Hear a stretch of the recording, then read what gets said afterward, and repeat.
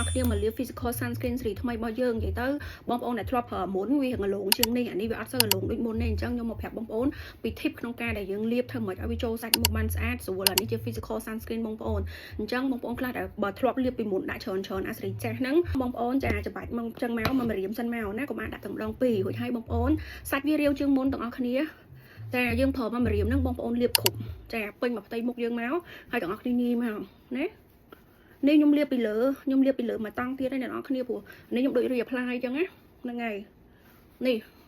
បងប្អូនកុំបារម្ភបងប្អូនធ្វើម្ដងមករៀមអញ្ចឹងមកណាហើយអត់ពិបាកញីទេញីនៅតែចូលមុខស្រួលអញ្ចឹងគ្រាន់ថាត្រូវ make sure ថាស្បែកមុខយើងមានសំណើមចាត្រូវស្បែកមុខយើងមានសំណើមអញ្ចឹងបងប្អូននេះអស់មករៀមអញ្ចឹងឲ្យបងប្អូនធ្វើអញ្ចេះមកណាកុំភ័យវាអត់ទៅណាទេវាអត់បាត់ជាតិ sunscreen ហ្នឹងទៅណាទេណាបងប្អូនចាប៉ុណ្្នឹងមកនេះឲ្យបងប្អូនកុំភ្លេចលាបអកផងណាហ្នឹងហើយចុះបាត់កបទៅណាអូខេតោះ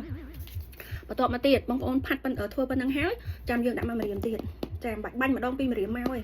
នេះខ្ញុំដាក់ឡើងច្រើននេះចាមកតង់ទៀតមកក៏ប៉ិតខ្ញុំត្រូវ rest ក៏ប៉ិតបងប្អូនអាច rest ប្រហែលជា10 second ទៅតែបើមិនចង់ក៏មិនអីដែរ doesn't matter ហ្នឹងហើយណាស្ដាយបងប្អូនចាបន្ទាប់មកធ្វើដូចខ្ញុំធ្វើមិញហ្នឹងណា blend ទៀតមកបងប្អូនចាកុំបារម្ភវាអត់នៅយូរទេបងប្អូនអានេះជា sunscreen ដែលសុវត្ថិភាពបំផុតបងប្អូនទង្ងន់បើដោះកូនអ្នកគាត់មានបញ្ហាស្ទះរុនរោមអីតើគ្នាប្រើខ្ញុំតានីឲ្យអត់ចេះឡើងកកស្ទះរុនរោមទេគ្រាន់តែដូចខ្ញុំនិយាយអញ្ចឹងមុនលាបហ្នឹងបងប្អូនឲ្យលេយើងចូលមុខឲ្យអស់សិនទៅចាឲ្យមានសំណើមមុខណាតែប៉ុណ្្នឹងមករួចហើយបងប្អូននេះបើបងប្អូនមានអារម្មណ៍ថាខ្ញុំមើលទៅដូចនៅរៀងស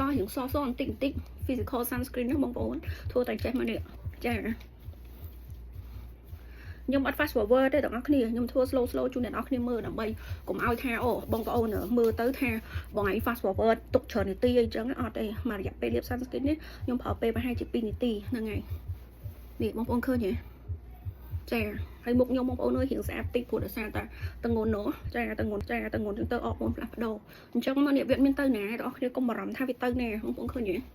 ហើយចាំខ្ញុំដាក់រូបខ្ញុំមុនខ្ញុំ reapply ហើយខ្ញុំ apply ហើយខ្ញុំដាក់ទៅគ្នាបងប្អូនមើលឃើញវាចូលអស់ហ្មងរយៈពេលនិយាយទៅខ្ញុំថា2នាទីកន្លះទៅ3នាទីចោះនេះហើយហ្មងអ្នកទាំងអស់គ្នា